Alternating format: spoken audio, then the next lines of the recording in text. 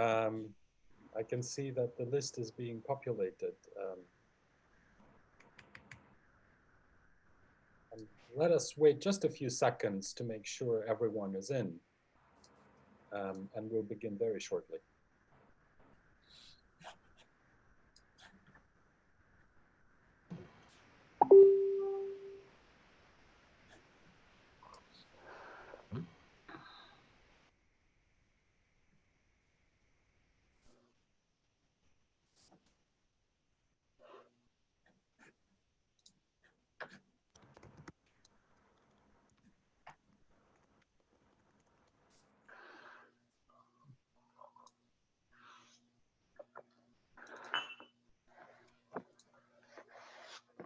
Well, we are 3 minutes past, and if there is no disagreement with my suggestion from the organizers, I suggest we start.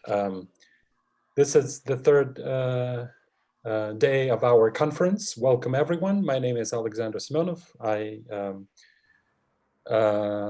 teach history at the High School of Economics in St. Petersburg, and I'm very pleased that we have this wonderful consortium. The Center for Historical Research at the HSE University in St. Petersburg, the Tyumen University, and Imperio Journal that made possible this wonderful conference. A couple of points of organization. We will have 3 papers together presented. I will introduce the speakers by the paper. And we will have the discussion, and I would like to ask those who would like to ask a question to write into the chat room. You don't have to make a personal message to me. I think it's okay if you just write to everyone. And that way we will form a queue for questions. Today, we are focusing on borders and commerce.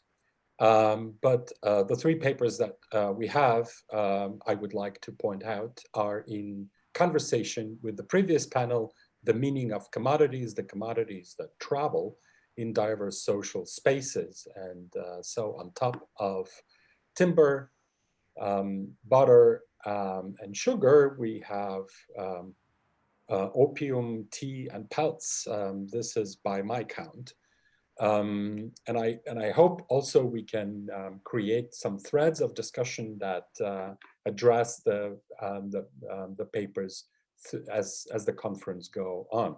Without any further ado, I would like to present the first speaker in the panel, Niccolò Pianciola, who I believe is coming from this wonderful center of historical research in Central Asia from the University of Turin, but currently is holding the position of professor at the Department of History at the Lingan University in Hong Kong.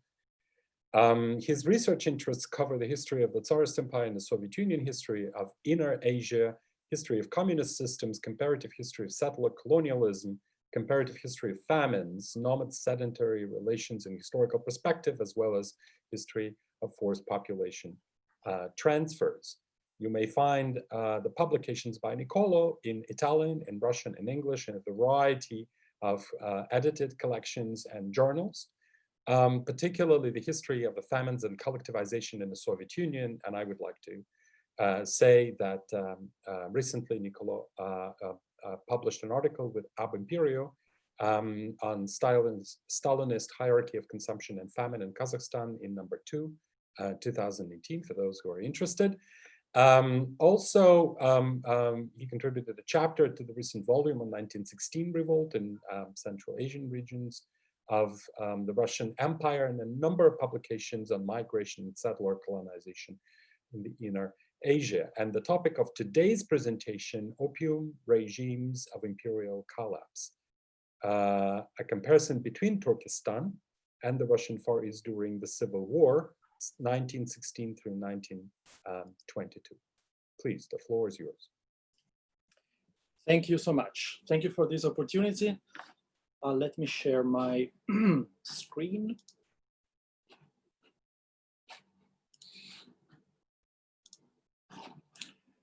Okay, so my paper is part of a research about opium in the Tsarist Empire and the early Soviet Union from the 1870s to the 1930s. In my research, I am trying to place the Tsarist Empire and the Soviet Union within the global opium trade. And by doing so, I am focusing on three scales of analysis. The first is the regional history of cross-border migration and opium trade in the borderlands. The second are state policies regarding opium at the different administrative levels. And the third is the international dimension, both in terms of interstate and inter-imperial relations and the global market in opium and opiates. The paper I'm presenting today focuses on the first two levels, and in particular investigates how, after 1916, the cross-border opium economy became an important fiscal and monetary resource for the quasi-states that battled to control parts of the borderlands during the Civil War.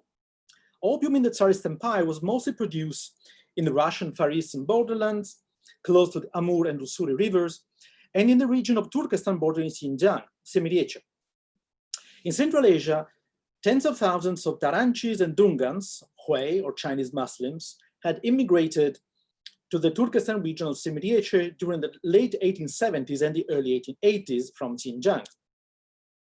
Thousands of them grew opium poppies on Tsarist territory and smuggled opium back into China during the following decades, creating a peculiar cross-border economy. These are the two areas from which opium where opium was produced and then smuggled back into China. By far the most important was Przhevalsk Uyezd in present-day Kyrgyzstan, back then in Semiriche. In Russian Far East, the even bigger permanent and seasonal migration of Chinese and Korean laborers fueled the expansion of opium production on Tsarist soil. Here, too, opium was mostly smuggled back into China, while some of it was consumed in illegal opium dens in Blagoveschensk, Khabarovsk, Vladivostok, and other towns.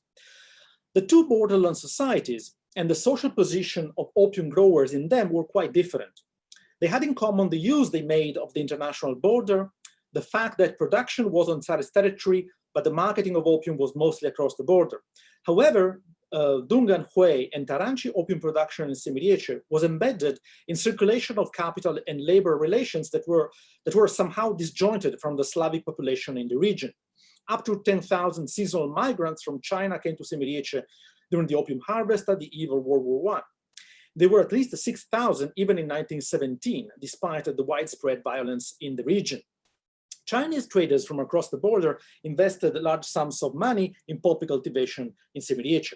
Especially the Taranchi community that had migrated into Semiriche at the beginning of the 1880s had an integrated, so to speak, a complete social structure with a wealthy merchant Valibai Oldashev, the leader of the Taranchi Il community at its head. And this was the person who financed the construction of this wonderful mosque in Jarkent, this small town on Kazakhstan soil, close to the border with China. In the Russian Far East, agricultural settlement on Russian territory was connected with opium production in two main ways. The first can be defined as symbiotic colonization between Chinese and Korean poppy growers and the Cossack or Russians from whom they rented land. In this case, there was a mutual benefit. Cossacks and Russian peasants could charge very high rents and were freed from the need to cultivate their own land. For Chinese and Korean peasants, making use of the newly created porous border and of the presence of Cossacks and peasants on the other side had its own rationale. In Manchuria, the Qing state did raise taxes on opium in some areas, but in others, it was not strong enough to defend the peasants from the Honghuzi, armed bands who preyed on the population. Paying rent to work on Cossack land was an effective way to acquire protection against borderlands banditry. Moreover, the Tsarist administration, unlike its Qing counterpart, was in denial about the existence of opium cultivation and imposed no taxes. Of course, officially, they knew perfectly well that these cultivations existed. Even if in Tsarist territory, the Chinese remain in a second-class status limbo, as Sergey Glebov described, their poppy cultivation and opium trade business was more likely to succeed if they made use of the border and moved north. or east in the case of the Ussuri. There was also another kind of agricultural colonization where Chinese and Koreans did not rent land from Cossacks or Russian peasants, but instead squatted on state land and produced opium. In these cases, it is more likely that entire families migrated. This competitive colonization was seen as a threat to Russian territorial control and Russian statehood. As such, the settlers were systematically evicted under the last Tsarist Premur Governor General. This was a photo by one of the famous expeditions by Arseniev, and this is Fanza, a Chinese kind of house that contained opium, and it was burned to the ground. Otherwise, the administration was afraid that the cultivators would just came back soon later. So the last Governor General was Niccolò Gandatti from 1911 to 1917. The Chinese in particular, much more so than the Koreans, were seen as competitors in the Tsarist settler colonial project. So before World War I, the Tsarist Empire had imported opium and opioids for medical purposes from the Ottoman Empire and Germany. During the war, Indian and Persian opium was imported instead. Prices continued to rise since demand for morphine increased dramatically because of the millions of wounded soldiers. In 1916, the Tsarist state attempted to create a wartime monopoly over opium and decreed that all legal opium production must be concentrated in Semiriech. Permits for opium cultivation were assigned to peasants who were obliged to hand over their entire opium harvest to the state at state prices. A system of supervision over opium production and procurement was set up, while the cross-border opium trade was to be halted. The areas of opium production in Semiriech were Jarkent, Przewalsk, and Pishpek Uyezd. And Przewalsk Uyezd was by far the most important of the three, and therefore became the center for the entire Tsarist Empire's legal opium production. In 1916, there was the biggest anti-colonial uprising in Tsarist history, triggered by the Tsar's order for the requisition of hundreds of thousands of Central Asians to be used as laborers for the Tsarist army. So the uprising killed thousands, somehow less than 4,000 Slavic or European settlers and administrators. The striking thing is that almost 90% of them were killed in the tiny Przewalsk Uyezd, in the whole of Turkestan and the Kazakh steppe. By World War I, the region's Kyrgyz were just as involved in opium production and trade as the Dungans were, meaning that the opium state monopoly was as detrimental to them as to the Dungans. The attempt to create a state opium monopoly turned poppy growers into a sort of state peasantry and closed the border with China to the opium trade were all factors that pushed the Kyrgyz and Dungans to revolt. The uprising was followed by a bloody repression by the Tsarist army and the Slavic settlers of the region. Many of the settlers had fought actually during the First World War. Tens of thousands of Kyrgyz and Kazakhs were killed. Hundreds of thousands fled across the border to China. This revolt and its repression have to be considered the beginning of the civil war in the region, at least in Semiriech, because this is the beginning of the interlocking kind of conflicts that will only end in 1920. After the collapse of the empire, so the fronts of the civil war in Semiriech have often been described as a social war between different strata of the local settler society. This is a simplification, but it actually gives gives a good idea about what happened. The Cossacks with collective property over vast tracts of land at the top, the old settlers, peasant immigrants from Russian Ukraine who arrived before the 1890s, and the new settlers who had arrived during the 1890s and especially in much bigger numbers in the early 20th century. Many of the new settlers were landless and had tiny plots, and many of them claimed allegiance to the Bolsheviks during the Civil War and won the regional civil war in Semiriech. They were also the majority of the population already, the European population.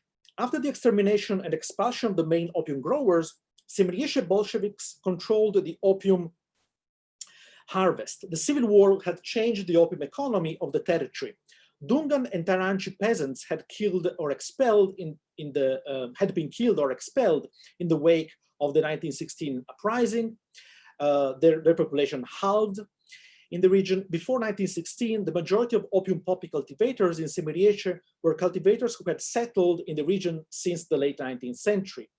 From 1917 onwards, opium cultivators were instead mostly seasonal migrants from Xinjiang. Cossacks and farmers rented the land to these seasonal migrants to grow opium, making huge profits. So in practice, after the kind of civil, after this bloodbath in Semiriece, the symbiotic colonization that had existed in the Far East since at least the turn of the century expanded to Semiriece too. The red new settlers controlled most of the opium production areas in the Central Asian borderlands, as you can see from this map, namely areas 1 and 2. The whites only controlled the minor production area close to Lake Zaisan, and even the Omsk Kolchak government discussed whether to create a state opium monopoly. Verdi Bolsheviks used opium in two ways: as commodity money in China, or in any case as a commodity to be bartered in China, to prop up their local power in Semiriece, and as a base for monetary emission. They sent delegations to Xinjiang to sell opium to Chinese merchants and to buy weapons, ammunition, and other goods with the proceeds. White reports made it clear that the control over the opium harvest facilitated the isolated Semiriece Bolshevik settlers' victory in the regional civil war. Opium collected by the new settlers' quasi-state was sent to Vierny and preserved in the vault of the local branch of the state bank. In 1918 and 1919, banknotes were printed in Vierny on the basis of the state opium reserve. As far as I know, this currency was used exclusively inside the Bolshevik new settlers controlled Semiriece. The decisive blows for the whites came from the north. The 5th Red Army, led by Mikhail Frunze, conquered the northern Kazakh steppe in 1919 and Turkestan in early 1920. And then the Bolsheviks implemented this harsh policy of decolonization, and basically they expropriated most of these red new settlers that had fought for them during the Civil War. If you look at this photo of the new settlers, actually most of these leaders of the Bolshevik new settlers in Semiriece were expelled by the Bolshevik party already in 1920. Okay, so in the Russian Far East, during the Civil War, the Russian Far East was occupied by foreign troops, mostly from Japan, and but also from the United States, Canada, and other countries. Formerly, the region was administered by semi-independent Russian warlords, mostly Cossacks, supported by the Japanese, and by an array of regional governments. Economic relations between Cossacks and the Chinese population continued much as they had done during the pre-war period. There were a number of opium prohibitions starting from 1915, reiterated in 1917 and then 1919. For instance, the Ataman Kalmykov in April 1919. But these prohibitions were largely ignored, as a number of reports make clear. However, things changed later on in 1920. In summer 1920, the Black Aviation's Executive Committee that had pledged allegiance to the Bolshevik-dominated Far Eastern Republic decided to legalize opium production. This was the first time that opium was officially legalized in the Russian Far East. Prohibitionist policies had utterly failed, as a report put it, since, quote, local authorities were powerless to counter the mass of cultivators who had decided to keep the fields sown to poppy in order to extract opium, unquote. The same report noted that, quote, poppy crops this summer have reached a particularly large size, unquote.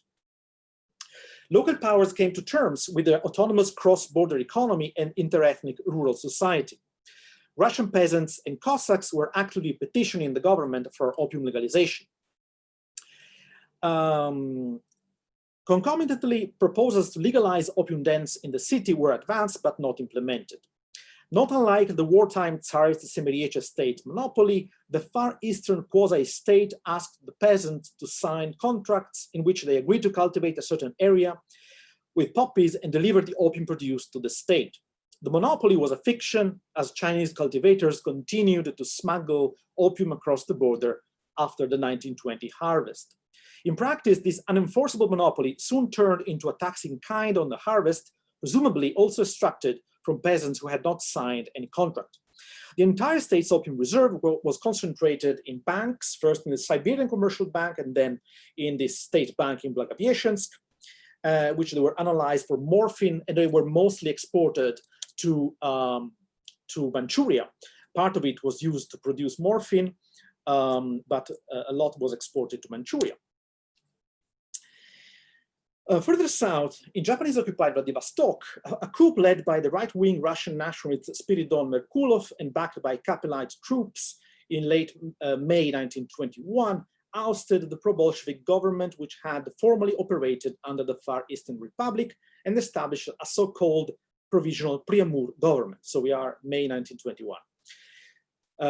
Spiridon's brother Niccolò occupied the position of Minister of Foreign Affairs. The Merkulov's quasi-state survived for more than a year. Towards the end of its brief life, the quasi-state was little more than a Japanese puppet administration. Among the quasi-states that had administered the Russian Far East since the Tsarist conquest, it was the Merkulov brothers' provisional Priamur government that, more than any other, came to terms with the reality of the opium economy in the region. A major factor that led to this decision was most likely the dire condition of the quasi-state budget and the shrinking of the fiscal base. Opium poppy cultivation was legalized in June 1921 and was not subject to any restrictions. Not only did the Merkulov government tax opium production in the fields, it also tried to tax the urban opium dens, thereby legalizing them. An indirect tax on opium consumption was also introduced. By the summer of 1922, opium dens were legal in the Russian Far East. It is not surprising that Japanese entrepreneurs were among the beneficiaries of this lucrative activity. Japanese entrepreneurs maintained a monopoly on the opening of opium dens in some towns, for instance, in Spassk. And also there was direct taxation on opium production in the amount of 50 gold rubles per desetina of land cultivated with opium poppies. So the Merkulov brothers' government was the first example of a Japanese client quasi-state on the Asian continent that, on the one hand, tried to rely on the regional narco-economy to sustain itself financially, and on the other hand, enable Japanese economic interests to enjoy the profits granted by local opium consumption. As it will become, will be implemented by the Japanese on a much larger scale in the 1930s. After the evacuation of Japanese forces in October 1922, and the formal annexation of the maritime region to the nascent USSR at the end of 1922, the Bolsheviks reverted to prohibitionist opium policies in the Russian Far East. So to conclude, Fyodor Kharoshev, the head of the Soviet Opium State Company during the 1920s, claimed that opium was the main economic resource for anti-Bolshevik local powers in the Russian Far East during the Civil War. We do not have enough economic data that would allow us to fully endorse this conclusion or to quantify the fiscal impact of the Far Eastern opium monopoly in 1920 and its taxation in 1921. However, it is without question that opium was the main economic resource for Semiriech's Red settlers, and for the Russian Far East too, it is apparent that opium was a significant economic resource for local powers. In the case of Northeast Asia, during the post-Tsarist Civil War, no paramilitary or quasi-state formation managed to harness opium production and trade in an effective and stable way, as they were overpowered by foreign armies, especially the Japanese expedition. In Turkestan's Semiriech, the pro-Bolshevik settlers did manage to do so between 1917 and 1919, but they soon relinquished territorial control to Frunze's Red Army from the north.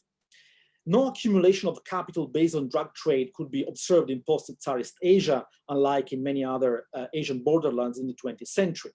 Instead, weak quasi-state formations could only briefly tap into the wealth produced by the cross-border economy, as in the Far East, or exercise a temporarily limited neo-colonial monopoly, as in Semiriech. Thank you very much. Thank you, Niccolò, and I applaud you for keeping the time limit for your presentation exactly to a minute. We move to our second speaker in the panel, Aleksei Mikhalev from Buryat State University. Dr. Mikhalev is the director of the Center for Studies of Political Transformations, and his interests cover the themes of social and political history of the Inner Asia in the 20th and 21st century. And he is particularly noted for publications on the Russians as a minority, as a mestizo group in Mongolia and Outer Mongolia and Socialist Mongolia that you can find in English and in Russian. And one of the articles was published in Imperio as recent as cover the themes of social and I'm seeing an echo. Let me ask you if you can hear me. The recent publication is in Imperio 2017. Thank you for joining us. And there is one change in the format. Dr. Mikhalev will present his paper in Russian, but for the benefit of the discussion, I can serve as a translator of the questions if there is a need. And please keep the limit. The floor is yours. Пожалуйста, приступайте. Спасибо. Презентацию я сейчас включу. Секунду. Так, полный экран пытаюсь сделать. Вот.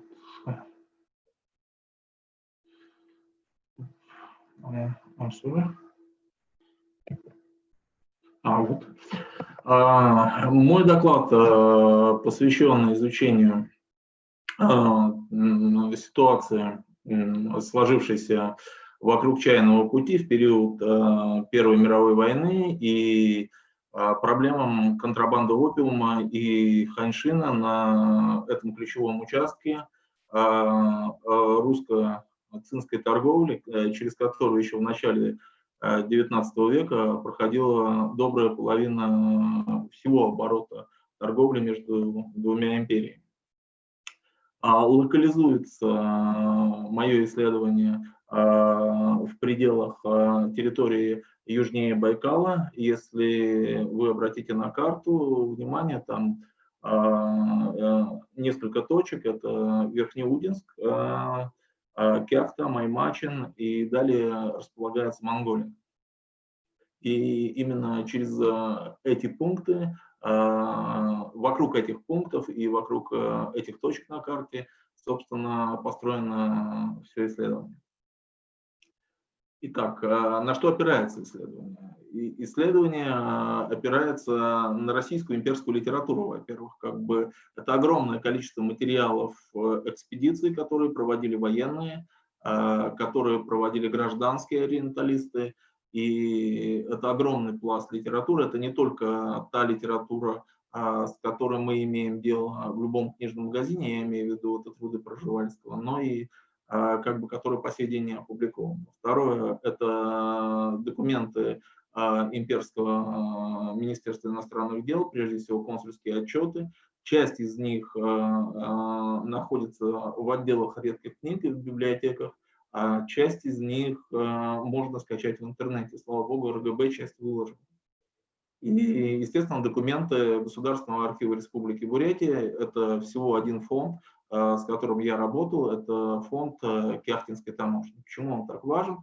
Потому что Кяхта была ключевым пунктом, ключевой точкой на Чайном пути, через которую проходили большая часть чайных грузов, и через Кяхтинскую таможню фиксировалась большая часть русско-цинской торговли на протяжении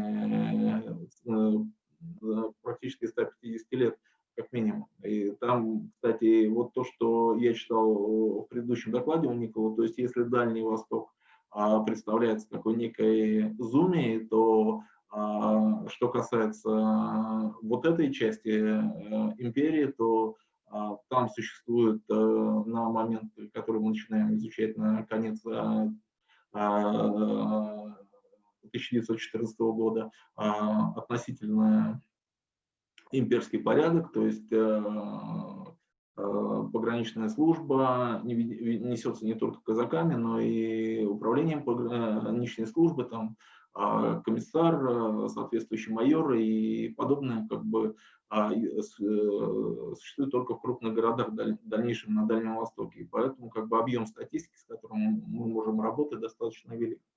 И, допустим, вот когда мы говорим о имперской литературе, которая изучала ситуацию вокруг того, что происходило в этот период в Монголии, я вот хотел бы сослаться и конкретно показать вот эти книги, которые испещрены разного рода штампами из запасников наших библиотек, и таких книг достаточно много. Это книга полковника Попова Виктора «Второе путешествие в Монголию», это конкретно изучение границы и то, насколько хорошо перед началом Первой мировой войны охранялась граница, и, как выяснил Виктор Попов, в ходе своего исследования граница практически не охраняется, пограничные столбы систематически переносятся то одной, то другой стороной.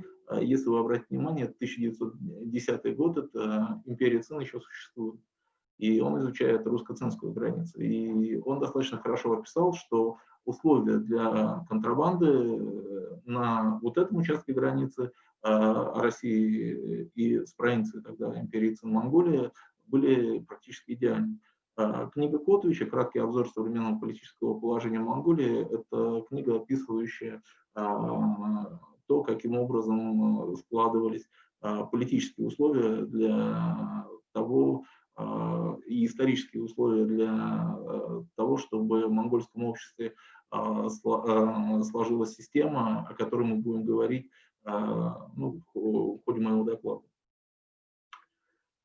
Итак, почему мы берем отправной точкой 1914 год? 1914 год – это вводится сухой закон в Российской империи, и сухой закон ограничивает существенно потребление алкоголя на территории Забайкалья, где, собственно, с этим всегда-то было не очень просто, но в крупных городах, таких как Верхнеудинск, это сейчас Улан-Удэ, откуда я как раз и выступаю, это была относительно цивилизованная система, и, как показывает материалы, архивные материалы, исследовательские материалы, большая часть Дальнего Востока и сельская часть Забайкалья жила или самогоном, или доставляемым с территории империи Цин, естественно, из приграничных районов, ханьшином. То есть ханьшин в данной ситуации, под ханьшином подразумевается даже не столько то, что мы понимаем под классической китайской водкой, ханьшином называется любой нелегальный алкоголь в документах Кяхтинской таможни, ввозимый с территории Цин. И в 1914 году, конечно, уже империи Цин нет, но в данной ситуации с территории автономной Монголии. И запрет на него был, на ввоз ханьшина был введен в апреле 1862 года, а при этом территория Забайкалья – это огромное количество золотых приисков, а золотые прииски традиционно потребляют огромное количество алкоголя. А когда в Забайкалье вводится сухой закон, святым не бывает, и, соответственно, как бы за утратой того, что называлось монополька, государственная водка, появляется водка китайская. И образ китайца спиртоноша, проникающего на прииски, он присутствует в художественной литературе о Забайкалье. И, собственно, такой уже устойчивый паттерн, что китайская водка поступает на территорию Забайкалья и возится. Самое интересное, кем она возится. Состав совершенно разнообразный, как показывают протоколы задержания, ее везут не только китайцы, ее везут граждане России, подданные Российской империи.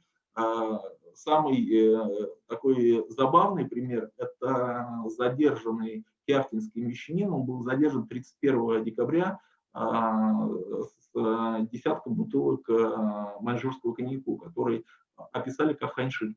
То есть человек в Новый год ехал в условиях сухого закона, вез алкоголь, и его просто задержали. Но к 1916 году большая часть торговли ханьшином монополизировали казачьи станицы. И, как свидетельствуют отчеты, казаки возят ханьшин небольшими партиями, но систематически. Почему с этим ничего нельзя было сделать? Потому что задержанный казак признает вину, заявляет о том, что у него нет денег платить штраф, а штраф достаточно большой по тем деньгам, порядка 5 рублей. И он говорит, что я отслужу через станичное правление и буду исполнять какие-либо обязанности по охране общественного порядка. Учитывая то, что в 1914 году порядка 12 казачьих полков Забайкальского казачьего войска ушло на Западный фронт, в регионе ощущается острая нехватка людей, которые бы осуществляли систему правопорядка. И поэтому вот эта мелкая контрабанда, а то и крупная контрабанда ханьшина, она прощается. Однако я бы хотел отметить, что по документам судьба изъятого ханьшина в архивах вообще не прослеживается. Совершенно иная ситуация с опиумом. Об этом я поговорил во второй части доклада. То есть ханьшин изымается, что с ним происходит дальше, неизвестно. И что самое интересное, примерно с конца 1916 года понятие ханьшин в документах Кяхтинской таможни исчезает. И появляется просто маньчжурский спирт. И маньчжурский спирт вытесняет, его возить просто экономически более удобно, потому что если провезешь, то гораздо больше в литрах. То есть везут по документам в скотских пузырях, в подседельных сумках, прячут куда угодно, но прячут зачастую неумело или не договариваются с таможней по какой-то причине, потому что там один специалист, который постоянно, у него, видимо, нюх на это дело был хороший, во всех изъятиях ханьшина один и тот же человек, Гауман. Гауман – это русский немец, служивший в Кяхте, и у него был особый нюх на изъятие ханьшина. У меня было ощущение, что он в Кяхте как раз на это не специализировался. Кстати, обратите внимание, это вот то, как сейчас выглядит та самая Кяхтинская таможня, которая И далее, если следить историю Забайкалья, то к концу Первой мировой войны чистый спирт выполняет функцию товарных денег. На чистый спирт нанимают работников, на чистый спирт обменивают товары, и в сущности деньги перестают выполнять привычную функцию, чистым спиртом оплачивают какие-либо товары и услуги, что очень хорошо перекликается с ситуацией, допустим, конца 80-х годов. То же самое мы наблюдаем по документам Кяхтинской таможни. Как это можно наблюдать? То есть читаем протокол изъятия, зачем везешь ханьшин? Вопрос. Ответ задержанного: везу, допустим, литр ханьшина для того, чтобы нанять сезонных рабочих, для того, чтобы там спахать поле, и так далее, так далее, так далее, необходимо для расчета, для того. То есть все это присутствует в документах. И мне в данной ситуации было интересно то, каким образом огромный такой вот проект, как «Чайный путь», начинает скатываться до какого-то полукриминального трафика, и как это происходит. Теперь перехожу к второй части доклада. Это к опиуму, а с опиумом история немного раньше начинается. То есть она начинается в 1904-1905 году. Дело в том, что, работая с документами, я в консульских отчетах наткнулся на то, что если в 1902-1903 году Россия закупает опиум в Персии на 3500 батманов, один батман 14 фунтов русских, то за отчетный период русского консула в Персии Россия закупает уже вместо 3-4 тысяч за предыдущий отчетный период 76 тысяч батманов персидского опиума. И именно с этого периода Кяхтинская таможня начинает фиксировать изъятие именно персидского опиума. Весь опиум, изымаемый в изучаемый период с момента ухода казаков на фронт и снижения контроля за государственной границей на Кяхтинском участке, весь изымаемый опиум персидского происхождения. И это отлично объясняется тем, что рядом транзит, и закупаемый опиум каким-то образом проникает на территорию сопредельной Монголии. Кстати, кто потребитель? Вопрос в том, что я посмотрел по монгольским данным, по данным монгольского МВД, по архивам, в 1911 году, как только Монголия стала независимой, теократический монарх Монголии Багдад-Бабян принимает решение о запрете вообще всяческого опиумокурения в этой стране. Потому что к этому времени, под влиянием империи Цин, в Урге, в столице Монголии, сформировалась сеть опиумокурильни. Кто ходит в опиумокурильни? Во-первых, монгольские князья. Монгольская аристократия увлекается опиумом, об этом писал и Пржевальский, и все путешественники, которые проезжали через Монголию по разного рода надобностям, кто по торговой, кто по государственной, кто еще какой-то, но все описывают, что среди монгольской аристократии широкое распространение получает опиумокурильни. Второе, это, конечно, то, что я отмечал на карте, торговый пригород карты, это Маймачин. Маймачин – это в сущности китайская слобода, где огромное количество китайских купцов, и где существует у богатых китайцев спрос на опиум, потому что опиум достаточно дорог. И яркий пример тому, что опиум обменивался на золотой песок 1 к 1, грамм к грамму. То есть цена была достаточно высокой. И третий, конечно, потребитель на территории Монголии – это рабочие золотых приисков. Потому что к тому времени российское общество монголор добывает там золото в промышленных масштабах. Ну и кроме того, естественно, огромное количество независимых старателей, огромное количество разного рода частных добытчиков и так далее, и так далее, и так далее. И в этих условиях, если с русской стороны среди старателей интерес к алкоголю, то по ту сторону границы интерес к опиуму. И все то, что я описываю, происходит на фоне изменения статуса границы. Примерно с 1911 года монголы начинают выгонять китайцев с приграничных территорий и охранять границу силами князей, то бишь ханьшинными войсками. Вскоре это становится понятно, что это неэффективно. И груз охраны государственной границы падает полностью на Российскую империю. В 1915 году заключается Тройственное Кяхтинское соглашение, и китайцы получают право вновь контролировать монгольский сегмент границы и фактически определять право китайских купцов проезжать беспошлинно на территорию Монголии и вести торговлю. И устанавливается ситуация контроля. В этот же период количество российских войск на территории Монголии систематически увеличивается, однако происходит ключевое событие. В 1917 году и без того деморализованные российские войска, как свидетельствуют воспоминания русских посланников, консульских работников, находившихся на территории Монголии, начинают выводиться с территории Монголии, и контроль за огромной этой территорией падает как бы уже на плечи китайцев.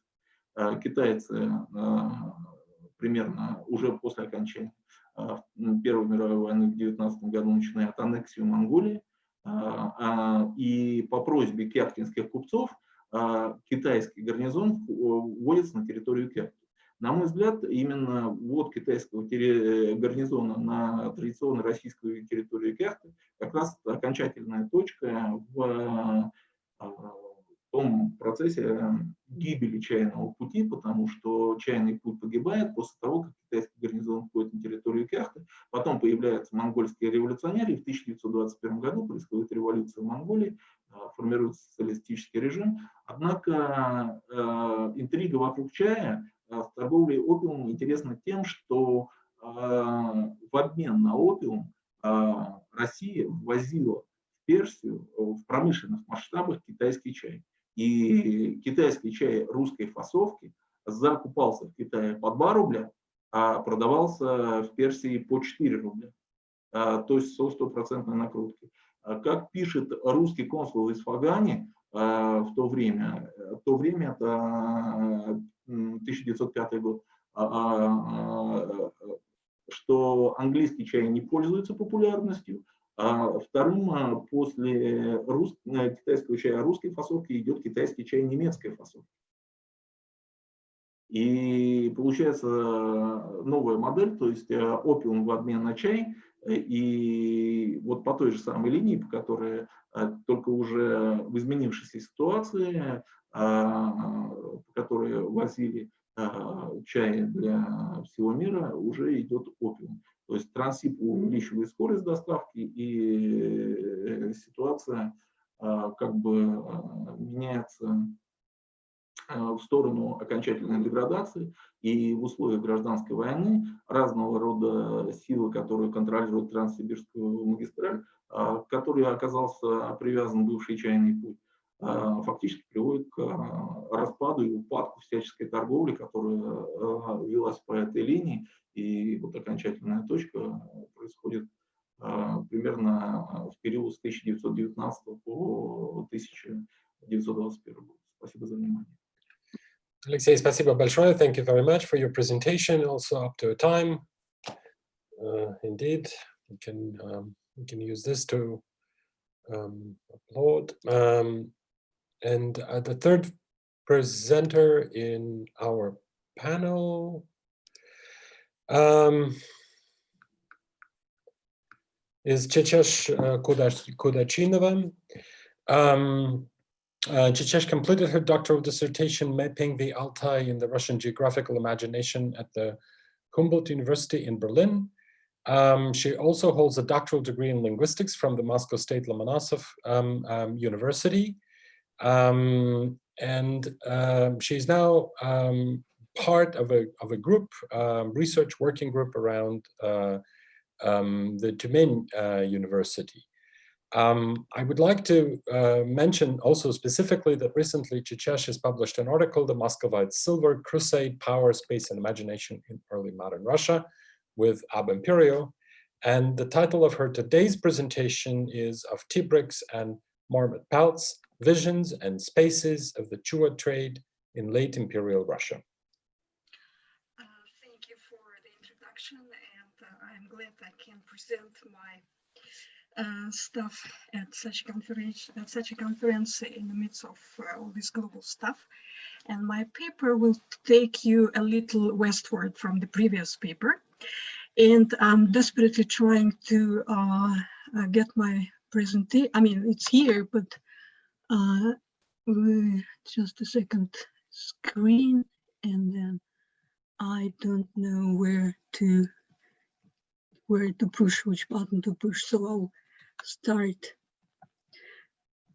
Well, I apologize. I mean, it worked before, and now it doesn't work.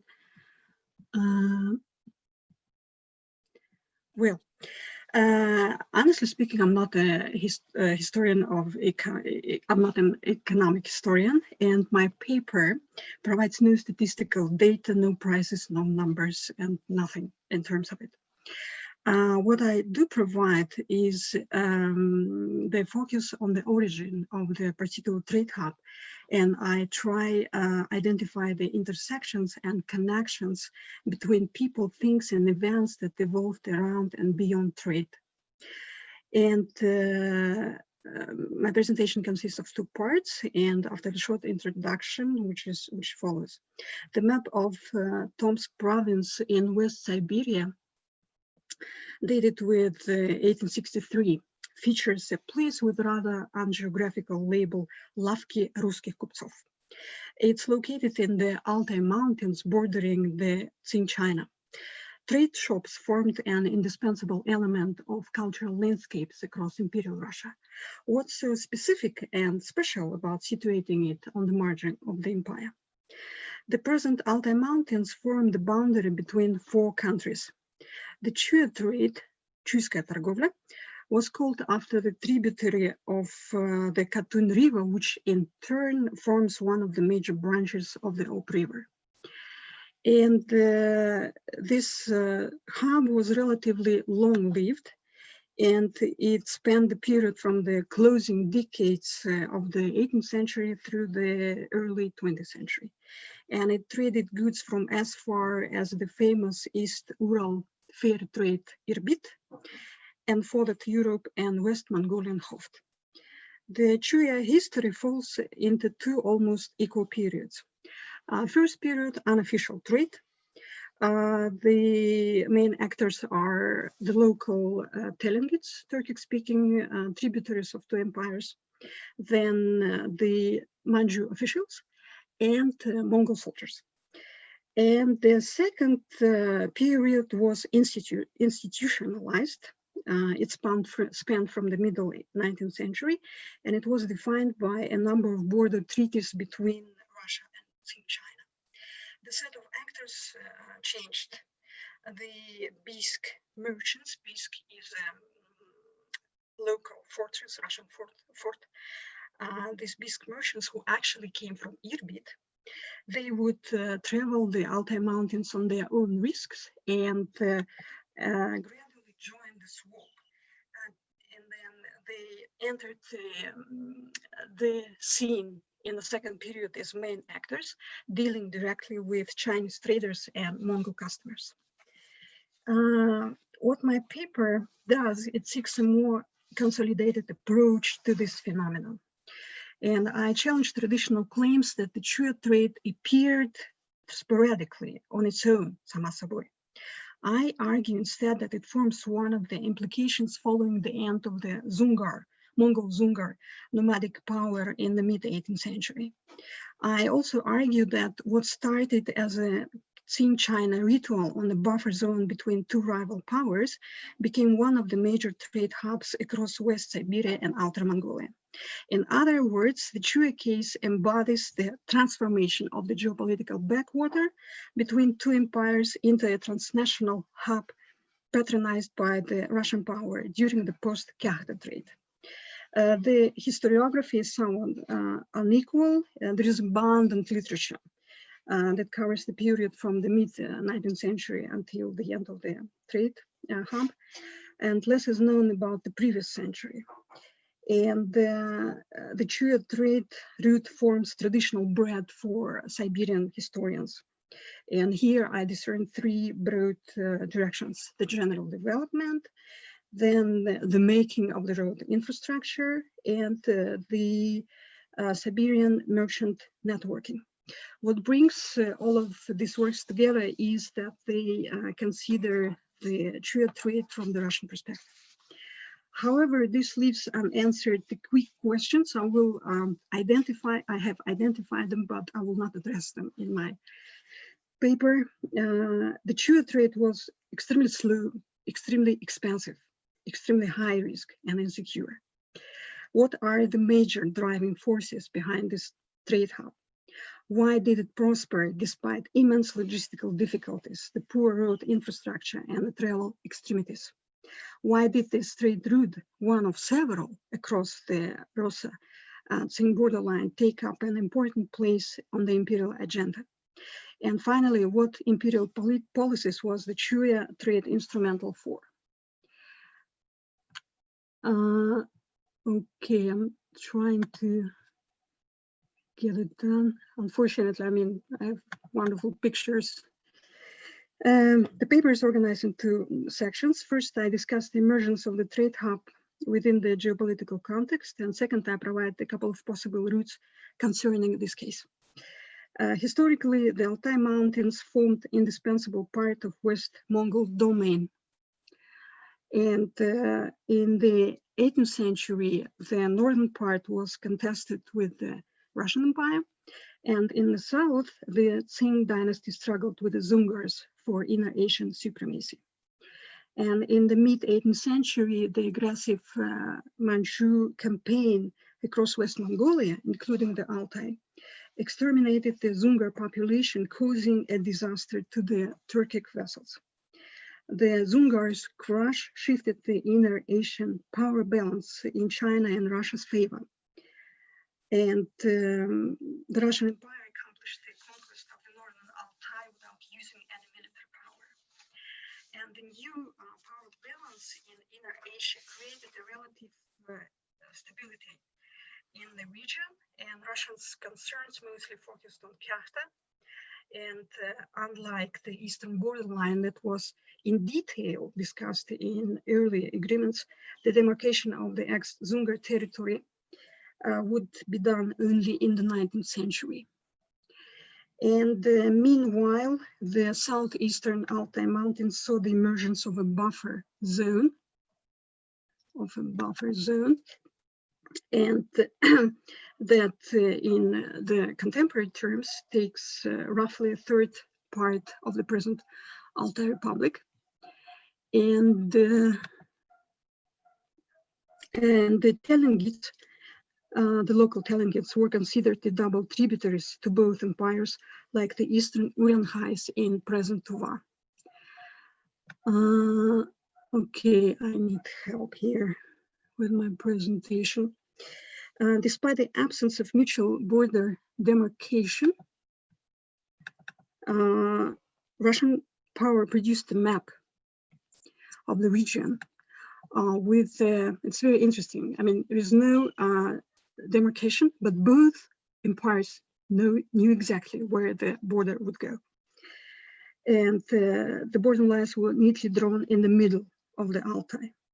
And Manchu China established a series of border pickets along what they considered the demarcation line.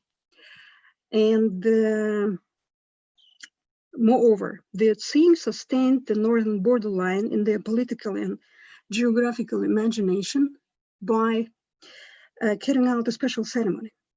All Russian narratives depict a mysterious Manchu inscription split in two parts, one of which had been allegedly hidden somewhere in the Altai Mountains, whilst another one was stored in Hoft, the residence of a Manchu governor. Every summer, a group of border officials would travel to the Altai Mountains to check the secret location and the safety of the Manchu table. Whilst on the spot, the border commission traded with the half subjects, local Telengits. However, what sounds like a nice local legend formed a complicated symbolical custom. And here I take as a point of departure the article by the professor Chuya, who has provided a nuanced analysis of the important rituals aimed at strengthening Qing political authority in inner China. Although her study has not explored the specific rights that would reinforce the territorial claims of Manchu on the newly obtained territories, I suggest that the annual trips to the Altai presented one of Manchu imperial border practices that fulfilled two different functions. On the one hand, it affirmed Manchu real and symbolical demands on the area. On the other hand, such regular excursions would served as an instrument for the pacification and loyalty among the loyal local tributaries. And in the meanwhile, Russia attempted to establish trade relations with the Qing on the western part of the Altai in present Kazakhstan. In as early as 1803, a trade outpost was established at the Bukhtarma fort on the upper Irtysh River. But the flow of goods from China was modest, and the post was closed in 1839. And the rest of the Chuya trade story is well covered by the historical scholarship. Border treaties between the weakening Qing and the rising Russian Empire changed the trade environment along the lengthy border, enabling Russian access to Chinese market through Outer Mongolia. The physical border delineation and the trade agreements signed on the Russian terms provided imperial patronage to the informal exchange in the buffer zone. And in terms of major ramifications of the Chuya trade, it had established patterns of trade relationships with Mongolia in the Soviet period, because same raw resources, just as in the 19th century, like as livestock, wool, camel hair, yak down, animal skins, would be transported along the road built by the Gulag forced labor in 1930s. And another implication is the increasing of Russian presence across Outer Mongolia, as well as the growth of various kinds of knowledge about Inner Asia. And in my final part, I will briefly discuss two lines of prospective research. And the Chuya trade enabled, the first one is the knowledge perspective. The Chuya trade enabled young Russian salesmen, prikashiki, to travel and stay over the long periods of time in Mongolia and China. And they were knowledgeable in Mongol Chinese and were well familiar with local life conditions. And they proved valuable reports, guides, and authors of travel reports, contributing to the production of knowledge by the Imperial Russian Geographical Society. And just a couple of examples. Nikolai Asanov was elected as a corresponding member of the Imperial Academy of Sciences in 1901, and he was an organizer of the operation with the purpose of capturing Przhevalsky's horses, and so his contribution is obvious. And another Bisk merchant, Kapelnikov, was a member of the Imperial Geographical Society. And Alexei Burdukov spent almost 20 years in the service, in the merchant service, and he lived in Mongolia, collected Buddhist objects, and he was networked with Kotovich and Vladimirtsev. And afterwards, in the 1920s, he actually taught Mongolian at the Leningrad University. He was also awarded the silver medal by the IRGO. And my last example is Alexei Vasinyov, who wrote travel reports from China and Mongolia, funded an important expedition by two Tomsk professors to Mongolia. And on one of his travels across China, he actually met the American explorer and Orientalist William Rockhill, and somehow helped him. And this knowledge perspective would explore the participation of the Bisk merchants in the new mobilities and new modes of cultural exchange as the knowledge makers and knowledge brokers, and their contribution into the institutionalized knowledge production. And finally, well, I'm so sorry about not having pictures. And finally, the final direction would take commodity history and material culture. Here, I would explore the circulation and consumption of material objects across the Chuya trade. Unlike silk, porcelain, and expensive Pequot tea that was carried from Kyakhta to the imperial centers, goods traveling between Mongolian Hoft and Bisk were less prosaic. The main consumers were either nomadic communities on both sides of the Altai or Siberian provincial societies. However, velvet antlers, widely used in Eastern medicine, formed the key commodity imported to China. The Chuya hub established patterns of trade that would be instrumental in the Soviet and post-Soviet period. Here, I can employ an object-oriented microhistorical approach and produce a study of a commodity attending to the conditions of its production and consumption. Across East Eurasia, deer antler velvet, or li lurong in Chinese, is seen second only to ginseng. And this study would reconstruct the historical shift toward the colonization and commodification of red deer. Thank you for your attention. Thank you, Chechesh, for your presentation. I'm sorry that your presentation froze on the computer, but maybe you know, in the Q&A we would come back to some of those slides. And without any further ado, I would like to give the floor to Sergey Glebov, who teaches history at Smith and Amherst College and is on editorial board of Imperio, and also is a visiting research fellow at the Tyumen State University. I would like to ask Sergey to give justice to all the presentations, even though you know that his recent research is located on the Qin Russian border and the Far East. The floor is yours. Thank you, Sasha. Well, these are all great papers. They're absolutely fascinating. Among other things, I think that these three papers suggest the importance and extraordinary diversity of the longest land border in Eurasia, namely the border between the Qing and Romanov realms. Recently, this border became the object of scholarly attention, but these papers show how much we can still learn about it. I, for instance, learned today about the existence of Manchurian cognac, which was quite a discovery for me.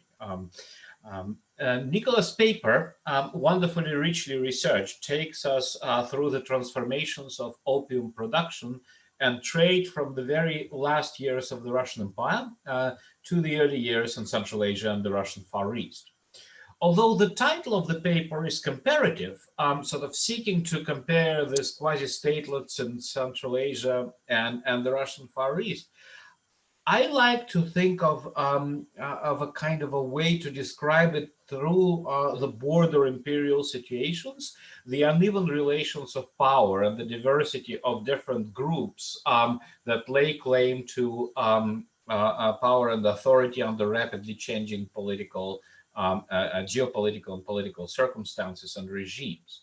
So my first question for Niccolò is exactly about the framing and the way of thinking about the role of opium in these borderland societies of the Romanovtine borderlands. Can we sort of think of it as just a commodity that highlights the particularity of all these different political regimes, these quasi-states, in the years through the World War I and the Revolution? Or is there a kind of a better way to integrate the variety of experiences and the sort of local configurations of power with the story of opium production? So the first big question that comes, I have a lot of questions about Niccolò's paper, so I have to sort of restrain myself. So the first question that I have is the notion of strength or weakness of state control across the 1917 divide. So Niccolò, you suggest that control was weak when exercised by these temporary statelets, but was it ever real? I recall a report by an official, and I think you might be citing that report, who was dispatched by Gandhi to survey illegal opium production, and he reported back to the general governor that he was traveling along the road in the Pasiya district and saw 50 plus versti of opium fields, which means that the state really had no way of controlling opium production before 1917. In that sense, what do we make of all these phantasms of state control, given what we know about the border, which was easily penetrable until late 1920s, early 1930s? This persistent sort of desire to control the border and control opium production, despite the realization that this is actually impossible, is really what fascinates me in this story. So that pertains to the question of rationalization and trying to make sense of social reality when encountering things like opium. And of course, it might also be incidentally interesting that the last opium dens in Vladivostok, as far as we know, were closed in 1935 during the Chinese operation by the NKVD. So, you know, the closing of the border and the elimination of the opium trade are correlated. Related to this sort of theme of the importance of the state, I'm really struggling with thinking about what is the meaning of state in this period, or even in the late imperial period.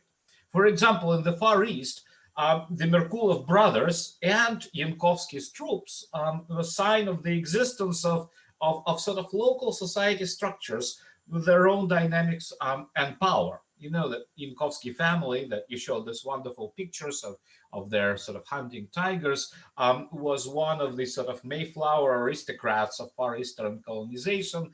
And they were among the first to hire Korean workers en masse and resisted attempts to expel them by the imperial administration. The position of Cossack villages is also telling. Inequality of shared sovereignty, like the Russian Empire, the removal of central authority in 1917 sort of laid bare the multiple centers of sovereignty that existed underneath it.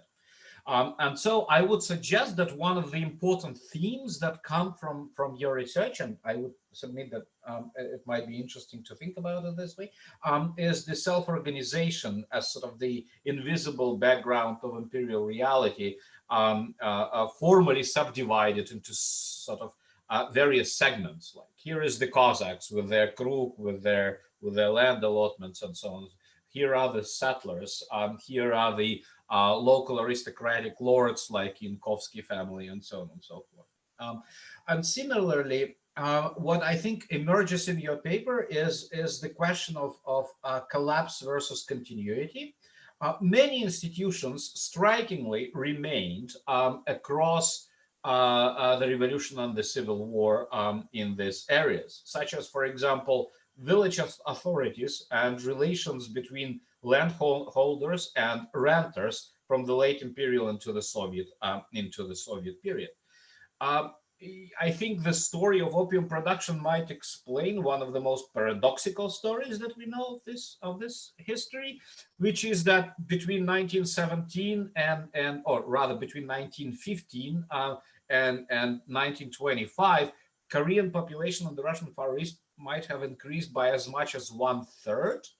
And when you think about it, so this is the collapse of the empire, the civil war, hunger, multiple occupation forces, and people choose to move into that country. It's a kind of a paradoxical situation, which I think can be explained by reference to the trade, but it's also part of a longer pattern of the arrival of Koreans across the border and settling in the maritime region. So maybe we can think of these processes and institutions as continuous and fairly independent of whatever government is in Vladivostok or Verny for that matter. Aleksei Mikhalev's paper looks a bit more narrowly at the contraband of what the Russians called hаньшин, baijiu or white liquor in Chinese, and opium in the Transbaikalian borderland, where these trends supplanted the formerly dominant tea trade through the famous Kyakhta-Maimaichang nexus. Alexei first shows how the opium confiscated at the Kyakhta customs was actually of Persian origin, likely a consequence of Russian tea opium trade in Isfahan. Right here, there is an interesting question to explore. Why would you drag opium from Persia to Transbaikalia if opium is actually produced not very far in the south of the maritime region or even on the Amur? The famous Благословенная village populated by the Koreans was one of the centers of opium production on the Amur. So what is the logistical kind of rationale for bringing that opium from Persia to Transbaikalia? Also, I think it's really interesting to think about the fact that if I understood your narrative correctly, Alexei, until 1916, there is a relatively low rate of incidence of opium confiscation on the border. In 1916, it skyrockets. Right, there is more and more opium confiscated in this time. What happened in 1916? We know, for example, that 1916 is the date when Chinese workers begin to come into Russia en masse, beginning to number really in hundreds of thousands. And so I wonder if there is a connection between the incidence of opium confiscation and the influx of Chinese workers. And also, I'm sort of baffled by the routes and the directions of these commodities. hаньшин, the liquor, is imported into Russia, mostly by the Russians and the Chinese who service the gold mines. Opium, though, if I understand correctly all the references in the paper, is taken from Verkhnyudinsk, from what's today Ulan-Ude, into Mongolia.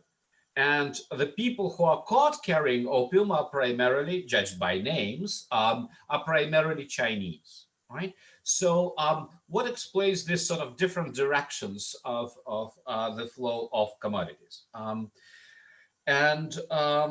The couple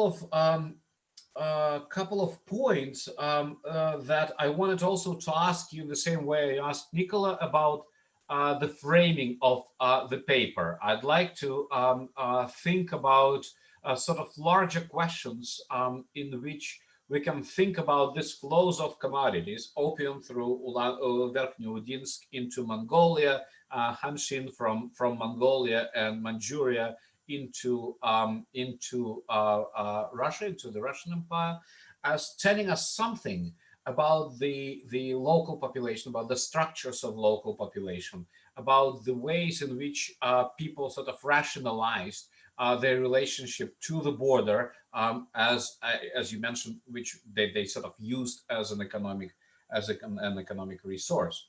And finally, Chechesh's paper, which outlines a research project, if I understand again correctly, in its inception, and suggests some really interesting venues to proceed. I had some basic questions about the Chuya trade, which should help us better situate it in the 19th century.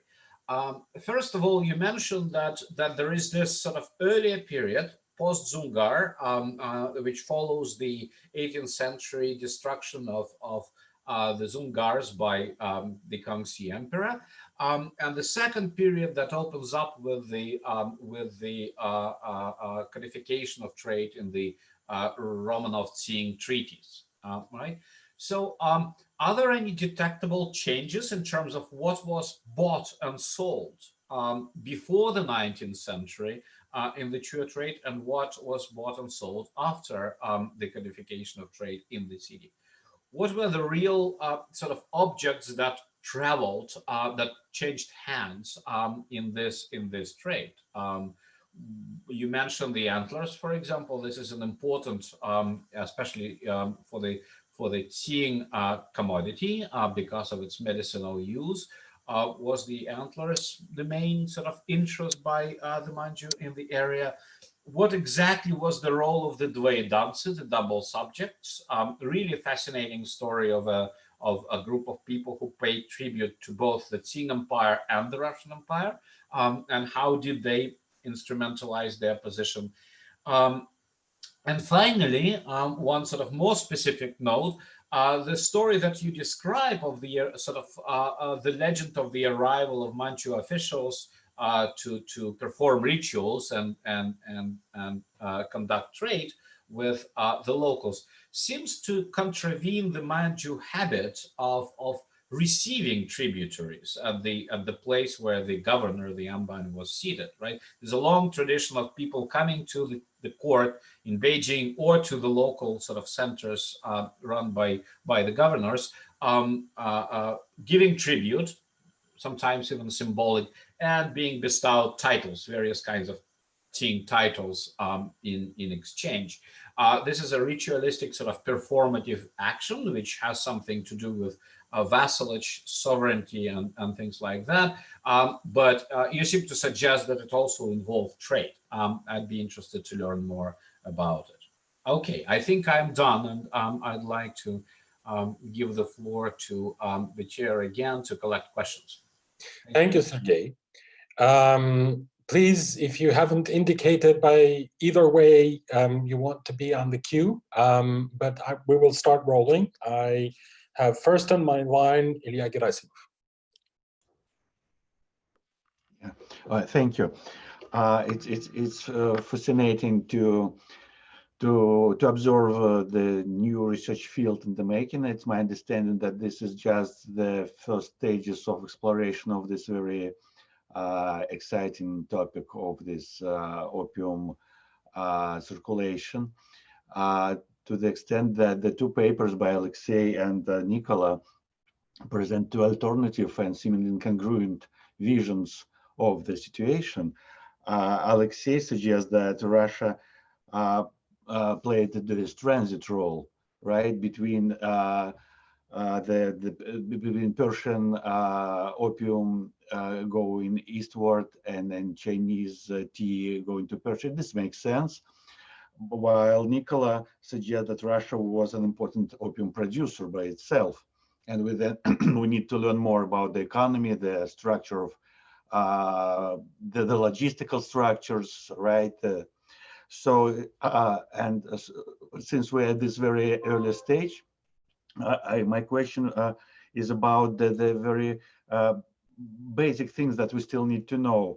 what was the legal framework for Russian policies, the customs and just police actions? What was the official discourse? As you know, in 1909, in Shanghai, they the International Opium Commission was convened, and Russia participated in this commission. It prepared a certain program, roadmap, and in early 1912, the first this narcotics convention was signed in The Hague by Russian representatives. There were delegates, physicians, and diplomats. And it's interesting that, according to the American reports, that Russians in general supported this roadmap of like 15 points, except for point F. The Russian government, while approving the principle of the general tenor of the tentative program, took exception to item F, in as much as there is almost no production of opium in Russia. This is the official statement in early 1912. And that for that reason, the restriction and control of the cultivation of the poppy, as provided by the item, would be superfluous as far as Russia is concerned, and would pose a serious obstacle to the development of a possible branch of Russian agriculture. I see this as a certain contradiction. Either we are going to pursue this or, right? And on by another account, during this conference, the Russians said that there is no evidence at hand that would show that Russia has an opium problem in her home territories. Among the Mohammedan population, opium is used combined with tobacco, and in Siberia, where there are Chinese, opium smoking exists to some extent. And this is the snippet that we've got at this point about Russian official discourse and position. I would love to learn more about it, whether this, what was the attitude toward recreational usage of opium, the trade, the production, I mean, just at least a general map of the official mindset to start with. Thank you. Thank you, Ilya. Next is Timur Valetov. Thank you very much. First, I would like to thank all the participants of this panel. We have heard three brilliant presentations, and I would like to ask Aleksei, do I speak English? Okay. Well, myself, I do study the trade statistics, and I can't stop thinking about the trade which lays behind the borders of the official trade statistics. So just like a question, how much do you think this smuggler trade was, and how did it registered?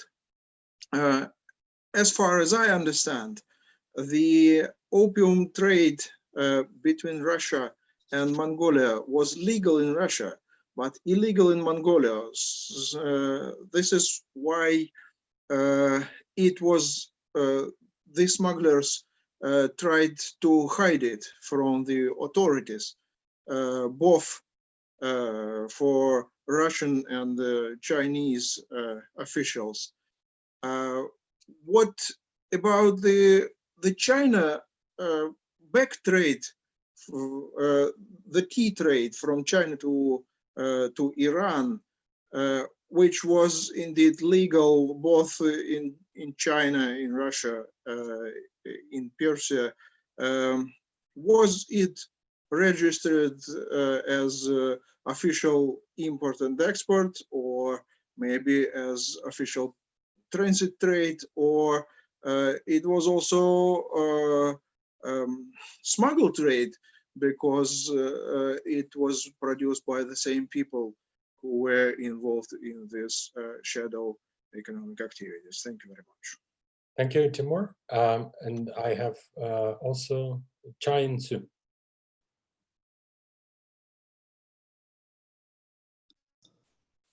Thank you. Thank you all very much to Niccolò, to Aleksei, and to Chechesh for your papers. I enjoy them very much.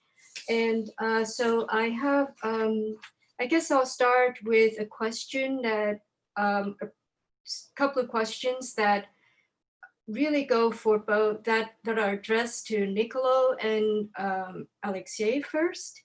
So it's about the scale of production.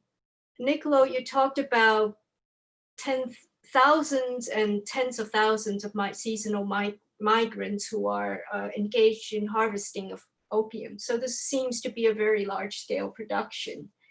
And Aleksei, when you talk about the scale of opium trade, you call it industrial in your paper, as opposed to hаньшин, which you say is a more personal scale. The scale of trade is more it's for personal use. So it seems to suggest a very large scale movement of goods, very large scale production.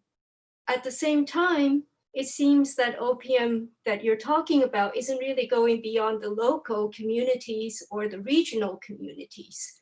So it doesn't seem to be traveling very far beyond the regional scale.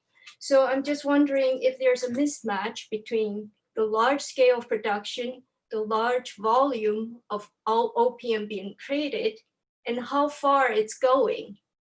Is it staying in the region and not really going beyond the region, not going into the interior of China, for instance, or, you know, further into other regions? And I guess that's one question. The second question is about the term commodity money. Both of you, both Niccolò and Aleksei, use it. You know, tovarные деньги in Aleksei's case.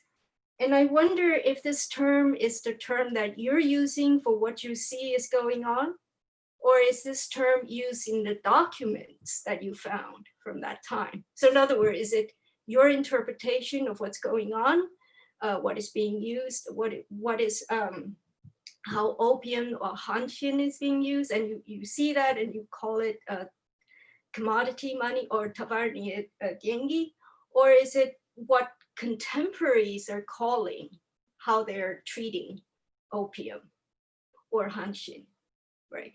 I'm just curious to see, you know, this is kind of a post facto kind of explanation of what's going on there. And a question directed at Niccolò is about state monopoly, attempt at creating a state monopoly after 1916 on the part of the Russian Empire. And I wonder if you can see this, you can cast this effort in light of an attempt by the state to rationalize opium production, to, in a way, regulate prices, and apart from that, also regulate production. Not simply to control the borderland, but to rationalize the way that opium is produced, so as to better control the prices of opium. And for Chechesh, I guess, yeah, I enjoyed your paper very much. And you talk about Chuya trade as different from Kyakhta trade, in that the Chuya trade's consumers are mainly border communities, whereas Kyakhta deals with what I think commodities that go a long distance, silk, picot, porcelain, right, go into. So Kyakhta trade is sort of empire-wide in scale. And it seems to me that you're suggesting that Chuya trade is more local in scale.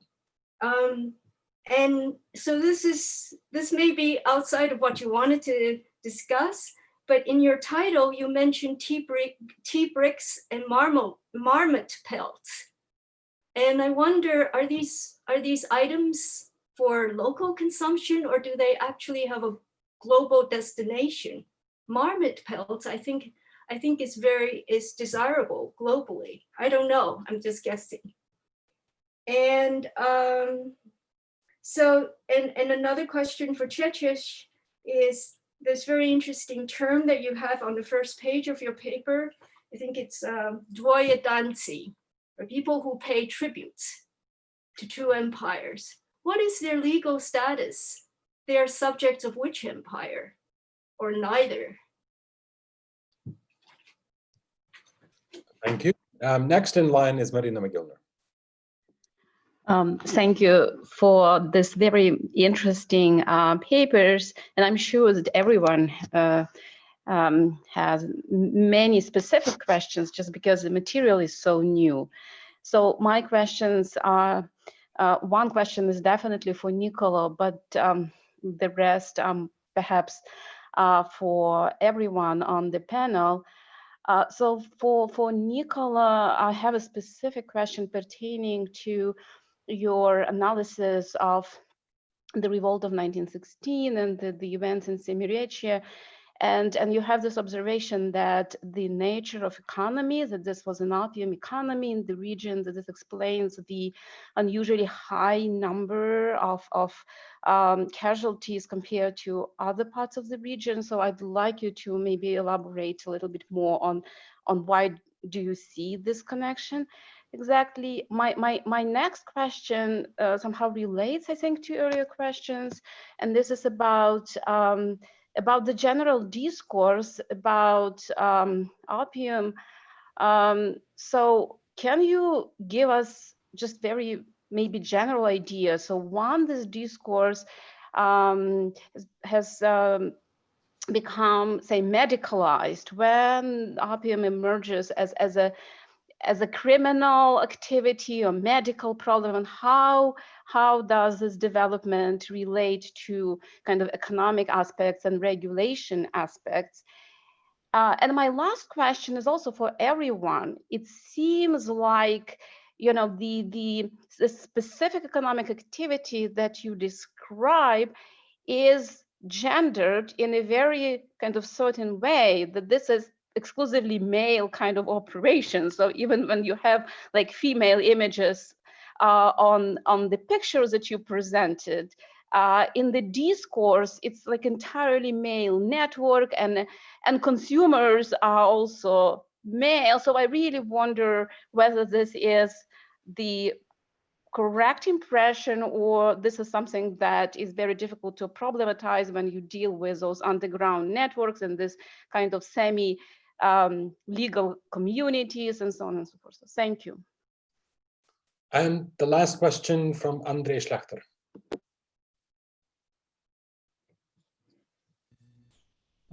So my question is for Niccolò. This is a fascinating paper that makes me envious in all sorts of ways.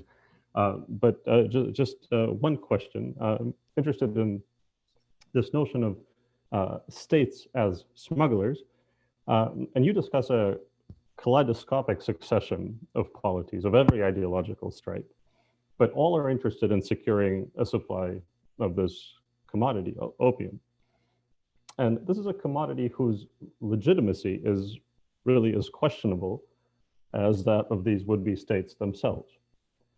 So I'm wondering if you could perhaps comment on what you think of this connection, whether a polity that's trying to establish itself is more likely to engage in this kind of trade, whether it might have certain reservations about delegitimizing itself further, and so on. Thank you. I don't see any other questions to the three speakers, so I suggest we give them time. It's about 8 minutes, very generous time, but please still mind that there is a time limit. And I suggest we go in the order of presentations.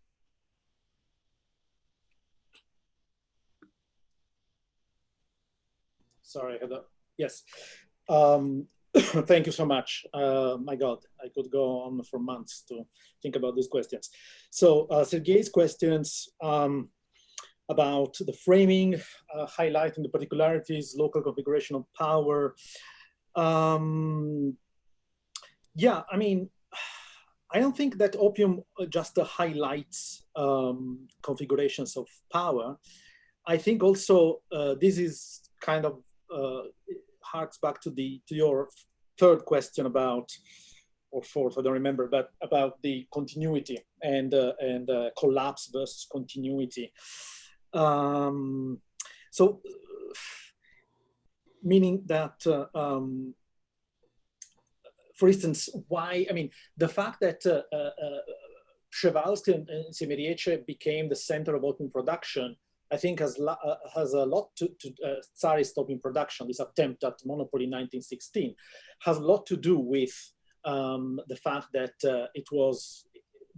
these new settlers, these Bolshevik settlers, actually managed to harness opium production there during the Civil War. I think that the answer to this question, which I don't have right now, is connect to the question by Marina McGillner about the different levels or different, or the protean nature of opium, that is many different things at different times or for different people. I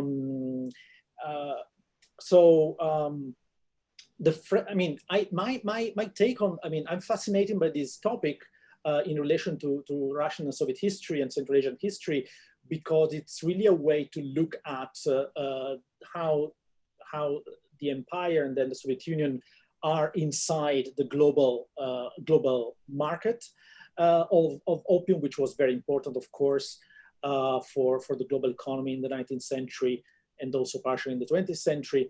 And at the same time is a very local story. So at the same time, immediately becomes very localized and it becomes immediately a history, a regional history of the borderland. So it's the constant play of different scales that I think is important to look at. So I don't have a general frame, I'm afraid, yet. About the meaning of the state. Yes, strength and weakness of the state. Well, and also, so first of all, one of the most painful things about studying, researching opium is that it's so difficult to find the documents to a certain point, not in Vladivostok, but in it, I mean, so much of what was going on is invisible to us now because it was not recorded, because it was part of this informal gray economy. But at the same time, the state was involved in this economy by what we can call corruption or what we can call informal taxes. And this ambiguity is beautifully or also funnily mirrored in some stories of opium dens owners in Vladivostok that took very good note of how many bribes they were paying to the police. And so, and this then was used as evidence against some policemen. And so then there was a scandal around 1910. And these kind of hints at the presence of corruption for the local administration were also common in Turkestan. So yeah, so there is self-organization. There is a lot that we don't see, and but it's clearly there. For instance, the question that Chain asked about the scale of production and how far the opium trade was reaching from these Sino-Russian borderlands. So we don't know. I mean, there were estimates about the amount of land cultivated with opium poppies in Siemieriece that were from 6,000 desiatini to 35,000. And the average harvest was 1 pud for each desiatina. And so you can have a very, very rough estimate. In the Far East, also, there are comments, there are reports in 1915 saying that half of the cultivated land in the Ussuri, in the land close to the Ussuri, but it's not clear exactly what this report means because it doesn't say the land of the Cossack coast. Anyway, half of it was cultivated with opium and half with grains. So clearly there was, the production was significant. Probably it was not so significant if compared with big producing regions in China, of course, but still, in the Far East, we know that it became significant after 1907, 1908, after the Qing, well, there was the treaty with Great Britain, and then the Qing implemented, tried to extirpate opium cultivation. And so there was a huge increase, there was a huge incentive for people to cross the border and go and cultivate opium across the border.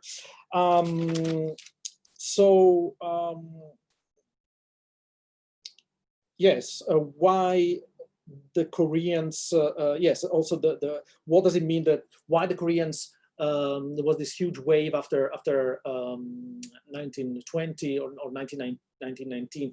Perhaps this is also linked to the Japanese repression of the Korean uprising in 1919, the Korean movement. But definitely, this issue about this huge wave of immigration is not yet very well studied.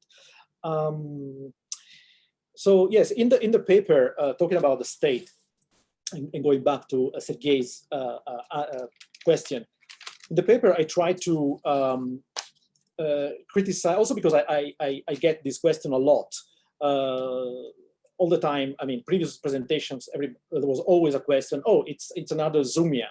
It's like James Scott in Northeast Asia. But I don't think this is true.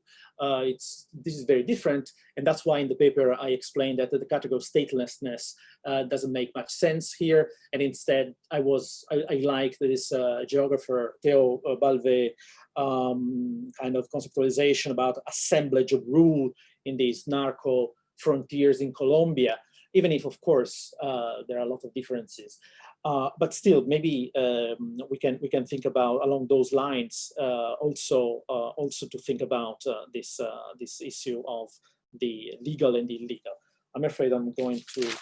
Thank you, Niccolò. That's about time. If we want to hear other answers, sure. If you're okay with that, Алексей, пожалуйста, ваши ответы. Ну, я начну не совсем по очереди, просто про товарные деньги. Это термин, который предложил я в ходе исследований, но он как-то вырос из опыта конца 80-х и как-то пришелся к месту. Второй вопрос по очереди, на который бы я хотел ответить, это вопрос Ильи Герасимова по поводу институциональных рамок и норм. Да, действительно это так, но в случае с Монголией там были некоторые особенности. Во-первых, Российская империя покровительствовала Монголии, и если обратить внимание на ситуацию в российской прессе, и особенно при дворе, где такие господа, как Ухтомский и Петр Бадмаев покровительствовали всем этим монгольским проектам, русское консульство в Бурге постоянно публикует в центральной прессе в Петербурге обращение: прекратите продавать монголам опиум. Как только вы перестанете продавать монголам опиум, укрепится независимое правительство Монголии. И, собственно, Российская империя на институциональном уровне, на уровне двусторонних соглашений закрепила, что запрещено, в том числе и по эту сторону границы, в Монголию продавать опиум, не только Монголии.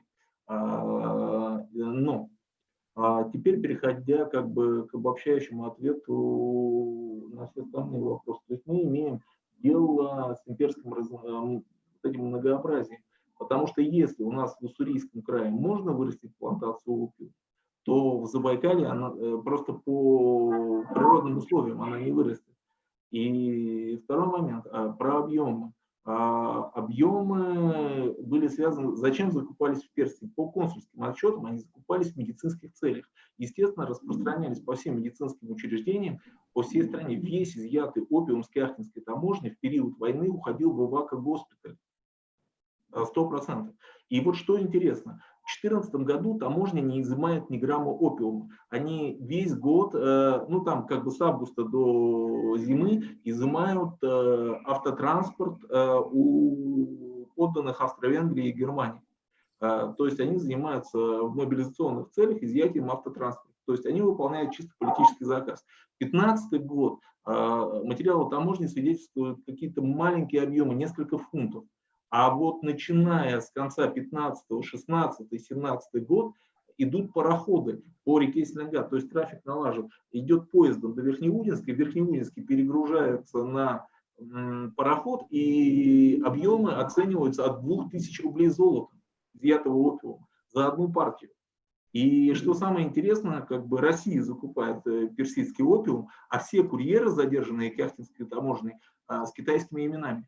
То есть это не монголы. И из чего следует вывод, что специфика изучаемой мной ситуации связана с налаженными коммерческими сетями в регионе. То есть со времен торговли чая были отлажены вот эти вот коммерческие сети между местными купцами, местными администраторами. И когда чай в плане спроса и объемов поставок существенно как бы уступил место другим товарам, появился как бы заменяющий другой товар. И с другой стороны, как бы по ту сторону границы, то есть та ситуация, которая в Монголии, да, это империя Цин, но империя Цин, она на то и как бы империя Цин, что одна провинция не похожа на другую. Там совершенно другая система администрирования, там совершенно другие условия, совершенно как бы, это, допустим, от того же Хайрузяна отличается как небо и земля, потому что как бы у монголов больше автономии. На территории Монголии как бы действует монгольское обычное право. И вот эти вот все перипетии, они как бы формируют вот эту особенность. И отработанные между русскими купцами и китайскими купцами торговые сети в итоге как бы сформировали вот тот феномен, связанный с торговлей персидским опиумом, который просто, я так понимаю, снимали с поставок аптекам и госпиталям, и просто переправляли для опиумокурильниц в предельные территории. И, в общем-то, этого всего очень много, и мне кажется, там, конечно, материал описывать и описывать, потому что каждое условие необходимо как-то проговаривать, и вот я бы хотел в каком-то плане на некоторые вопросы свести ответ ссылкой на специфику имперского разнообразия, потому что Приморье уже не походит на то, что происходит там, где сейчас Амурская область. Амурская область не подходит на то, что где там Забайкальский край. Забайкальский край, естественно, не походит на то, что территория границы с Монголией. Потому что, еще раз скажу, что территория границы с Монголией – это далеко не зона. Огромное количество военных гарнизонов. Это постоянный спор между казачьими войсками о старшинстве, потому что Забайкальское казачье войско по отношению к Амурскому и Уссурийскому является старшим казачьим войском. Естественно, казаки, существующие на территории Забайкалья, они как бы существуют дольше, чем на территории Амура и на как бы Уссурийского казачьего войска. Естественно, количество самих казаков больше, отношений, как бы формирование тех же инородческих частей и так далее, и так далее, и так далее. То есть там совершенно другой уровень контроля на территории границ. И почему вот так меняется все и идет к дате как бы окончания Первой мировой войны, потому что именно Первая мировая война послужила тем самым катализатором, который превратил как бы крупный торговый центр в итоге по сей день в гарнизонный город. Гарнизонный город, который сколько ни пытается как-то развивать, он по-прежнему остается гарнизонным городом, потому что для единственным условием феномена Кяхты 19 века вот этой торговли было это столкновение двух континентальных империй. Нужны две континентальные империи, чтобы эта модель снова заработала. Но когда появляется национальное государство, эта модель просто распадается, потому что нет единого какого-то пространство, на котором можно торговать. Там совершенно новые какие-то вещи. То есть если мы смотрим уссурийскую ситуацию, это ситуация с преступностью на границе, казалось бы, феномен хунхузов, которые грабят караваны и значительную часть потребления опиума забирают на себя, при этом мы не находим хунхузов на русско-монгольской границе. Но, обращаясь к источникам, мы находим, что приграничный бандитизм существует, только называется он иначе, не китайским термином, а монгольским, сайонеры. Собственно, эти сайонеры станут первыми монгольскими революционерами. Все, я закончил. Алексей, да, простите, у вас еще есть 1 минута, я слежу, чтобы равное время было. У вас был вопрос еще. Массовая миграция китайской рабочей силы в внутренние регионы Российской империи в 2016 году может объяснить резкое возрастание контрабанды опиума, которое вы фиксируете? Нет, потому что контрабанда идет в Монголию. На территории, вот, которую мы изучаем, потребляют ханьшин. То есть на территории, то, что сейчас этнической Бурятии называется, популярен алкоголь, а опиум уходит за границу. Понятно. Вы не фиксируете в обратную сторону. Хорошо. Нет, в обратную сторону данных нет. Потому что опиум-то персидский, он через территорию России идет. И в качестве последней вишенки на торте за 2 дня до начала конференции в Улан-Удэ был закрыт опиум-курильный притон. Да. Хорошо, спасибо. Thank you very much. And then on to Chechesh. Thank you for your questions. The project makes the first and still shaky steps. So may I ask you to switch on my screen? It says that the organizer has switched off the demonstration of the screen, or it's too late. Okay. Okay, thank you for the questions. My first, what was sold and bought before and after the codification? Okay, prior to the trade treaties, Russians would take ironwork, household goods, and some fabric to the double tributaries, and they would exchange. And this question is absolutely connected to the next one, the role of the Dvai-danцы in this trade. And the Dvai-danцы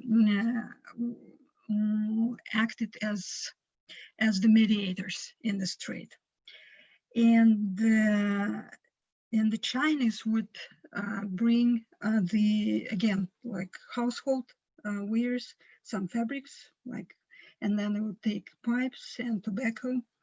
And after the codification, things have changed because the Russian merchants had traded large amounts of animal skins and camel hair and sheep wool and livestock, and they would take livestock like thousands of bulls and cows to the gold mines in the Irkutsk province. And they also traded, as I mentioned earlier, they would take velvet antlers from the Altai Mountains to Gansu and Shanxi. And I have to mention that the Altai velvet antlers, were considered to have the best quality, because similar antlers had been imported from the Kakhta, from the round Kakhta, Verkhnyudinsk, as well as Xinjiang. And the second question was, what exactly was the role of Dvai-danцы? And I have 2 answers. The Dvai-danцы were the mediators and the trade at one point, and the second point, they were the purpose of trade. And this question goes into the next one. The legend of the Manchu inscription split into parts that contradicts the Qing rituals that the tributaries would travel to Beijing instead. And I think that unlike Halha Mongols and unlike Koreans and Tibetans, the Telengids and Urianhai were low-key tributaries, and their numbers were lower comparing to the sort of bigger Asian nations. and they were supposed to deliver a particular number of animal skins on a yearly basis. And I suggest that still these trips would form an exception to the regular practice. And the legend goes that the commission, this border commission, would travel not from Beijing, but from Hopt. And they also, one of the purposes of these trips was to change the staff, like the new officers and new Mongol soldiers would replace the previous staff. And the next question was, I situated the Chuya trade as the local because comparing to Kyakhta, the goods were less prosaic. And as you have mentioned, exactly two items that I mentioned in my title, exactly one, at least one item had global circulation. This is Marmot Pelts, because they had been taken from Mongolia to Irbit and then further to East Europe. And the point was that the Marmot pelts could be dyed successfully and could be sold, and they were sold as fake Maritans, фальшивая норка. And at that point, yes, Marmot pelts had a global status, whilst tea bricks that had been circulated in Outer Mongolia were of the lowest quality, and they had been consumed only by locals. And you know, there is a particular way of cooking this tea. I think it's called in Russian like kalmytsky chai. It's different from the Russian customs, so it was really consumed only by the locals. And Dvoye-danцы as subjects of which empires or neither? I like this question. It was a true backwater, and I have an impression they were left on their own for a few decades. And the Manchu power continued sustaining the traditional administrative system with Zaisang, Shulingai, and Demchi. And it seems that until the mid-19th century, none of the powers bothered to contest this area. And the last question concerning gendered economic activities, my local trade reflects with male networks, and it mirrors the gendered world of the Russian society and the Mongol world.